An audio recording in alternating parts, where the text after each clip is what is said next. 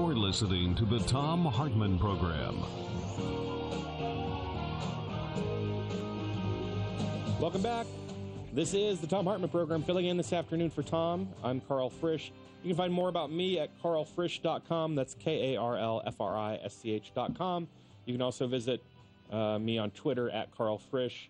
ALEC has been eating up lots of airtime lately as we learn more about it. And as more and more corporations feel the pressure to leave, we're seeing giants like Coca-Cola leave ALEC. For those not familiar, ALEC is that right-wing hub of state legislators that pass these bills that favor corporate interests and in some cases veer into the non-corporate interest world, the non-tax issues, things like the Stand Your Ground law. So joining me now to talk about this is Ari Melber. He's from The Nation, and he's got a great piece about it in Politico today. Ari, thanks for joining me. Thank you. You'll probably recognize Ari's voice from MSNBC for those wondering out there. Carl, that assumes people are listening and not just looking. That's right. So tell me, how many companies now have left ALEC? Over a dozen companies have left in the last 3 weeks, which we can count as directly related to the corporate pressure campaign. And what I argued in my column today is that the most important or pivotal takeaway from this, in my opinion, is the success of dealing directly with the corporations as members of this group.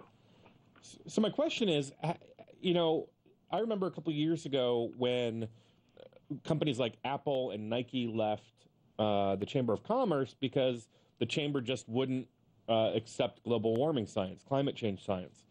The Chamber's still around. It's still pumping hundreds of millions of dollars into elections against people that stand up for working families. What impact is this likely to have on ALEC? Well, in ALEC's case, it has a huge impact on their brand and a smaller impact on their budget. I mean, these groups have given anywhere from $25,000 to $100,000. Their annual budget is around $7 million. You lose 10 groups at $100,000, you just took a 15% budget. You have to start cutting back or firing people. So which is probably why they've gotten rid of this program, because it makes good politics, this program of corporate interest stuff, because it makes for good politics and it probably saves them some cash. Right. So I think there's a tangible, measurable impact there. And I'm not suggesting that everyone is going to agree with every stance that corporations take. Sure. All I'm suggesting is that Coca-Cola doesn't have a corporate interest in denying people the ability to vote, which is what a lot of the voter ID laws have been about, or in changing the legal thresholds for determining when you can kill another person. This is serious stuff. And to the extent that that was being funded in Coke's name, and they're a publicly traded corporation, they have public stakeholders, and they have the customers to worry about beyond shareholders. So to the extent that was happening, there's been a correction here. Well, don't you think, though, that the reason is probably more likely the Trayvon Martin case and the Stand Your Ground bill than the voter ID laws? Because, frankly, you want to know what the stake of Coca-Cola is in the voter ID laws, it's less Democrats in office so that they can pursue these much more pro-corporatist agendas. That may be, although I am not convinced that the management of many Fortune 500 companies necessarily want to go that far down the road. That is to say, they may have a business interest in the party that they perceive to be more business-oriented, and they may spend money that way. But when you get into the darker arts of politics, again, some listeners may say, oh, corporations are all doing terrible things. I'm not convinced that they're all signed on with every aspect of the Republican agenda. In the same way that they may prefer Mitch McConnell to be in charge, but they may not have a stance on the filibuster. When you ask average Americans whether everything should be put to a supermajority vote, even conservatives say, no, that sounds silly. So there's, as you know, as the listeners know, there's a lot of stuff that goes on in politics that once you shine a little light on it and you combine it with a personal story, in this case, the tragic killing of the young Mr. Martin, then suddenly people have a different view. Well, and just to give people an example of corporations not being entirely evil, we still don't have an Employment Non-Discrimination Act in this country, yet many Fortune 500, Fortune 200 companies have employment non-discrimination policies in their own workplace where LGBT people can't be fired, and they get great benefits packages that include their spouses, whether or not they're recognized marriages by the federal government. So corporations do have that in terms of the ability to pursue their agenda. And, I mean, another issue that's going to be hot this year because it's going to the Supreme Court, a lot of corporations have come out in favor of affirmative action policies and talked about how pivotal that is for the kind of country they want and for meeting the diverse needs of a diverse customer base and having a lot of people in the boardroom. I mean, and immigration reform, which hits the Supreme Court tomorrow. Right. So, look, I obviously am affiliated with certain liberal positions and I'm happy to represent them, but I definitely think that if you want to have a long-term strategy here as and this is what I say in the piece, as corporations are playing this larger role, we can't just work on painting them with one brush. I think people have to be targeted about working when we can with them, and there's obviously big synergies, to use a corporate word, when things are being done in their name that they don't even want to take the heat for. Well, now tell me, so the Wall Street Journal, I found this very funny, started attacking folks, in ALEC attacking these companies and Coca-Cola and others who have left ALEC because of the controversy. Absolutely. So the Wall Street Journal is probably the most influential voice for sort of business free market politics. That's what they're about.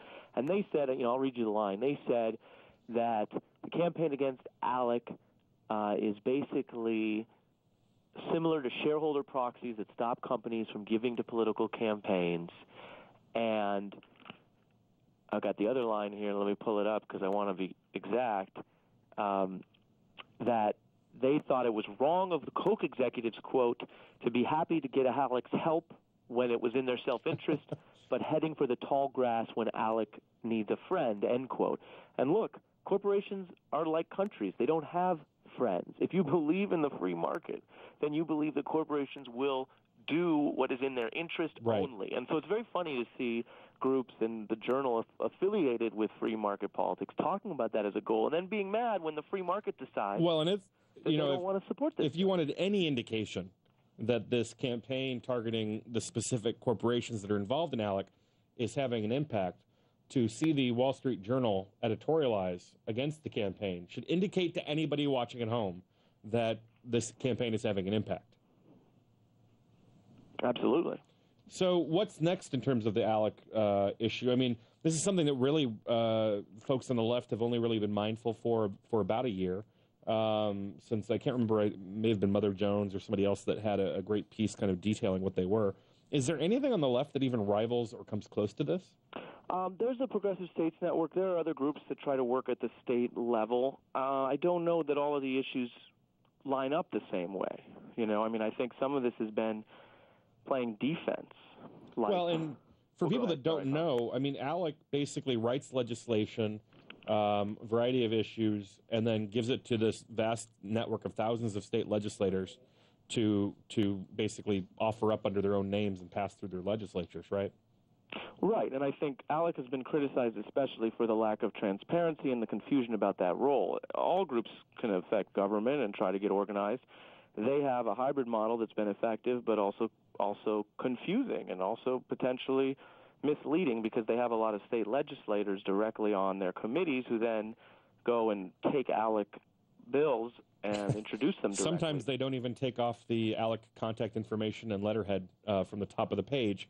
I do want to talk a little bit about their legal standing because there's been some complaints filed with the IRS. You mind sticking around for the next segment? Yeah, sure. Okay, great. We're talking to Ari Melber from The Nation about ALEC and what's involved in the stakes there. This is the Tom Hartman program. Filling in for Tom today, I'm Carl Frisch, and we'll be back.